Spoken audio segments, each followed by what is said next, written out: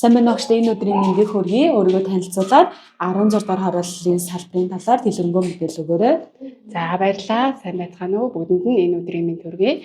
За намайг Дулган Сүрэн гэдэг Тоё Хүүхд хөгжлийн академид 2016 оноос хойш Сорбон Самсын баруун төр хөгжүүлэх сургалтын багшаар ажиллаж байна. За одоо 16 дугаар салбар дээр салбарын багшаар мөн ажиллаж байна.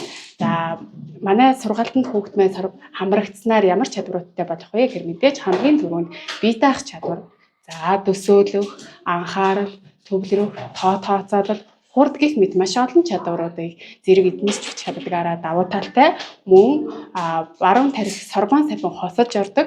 За энэ маань хосолж орсноор хүүхдийн баруун зүүн тархины тэнцлийг хангадаг гэж үздэг. Тэгэхээр ийм чадварууд зэрэг хөгжих боломжтой байдаг. За манай 16 дугаар салбар маань 9 сарын 13-наас амралтын өдрийн анги маань эхлээд явж байна.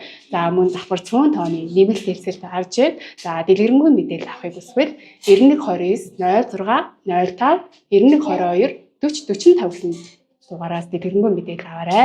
Мөн ажлын өдрийн анги тун удахгүй эхлэж байгаа тул та бүхэн доорх дугаараас мэдээлэл аваарай.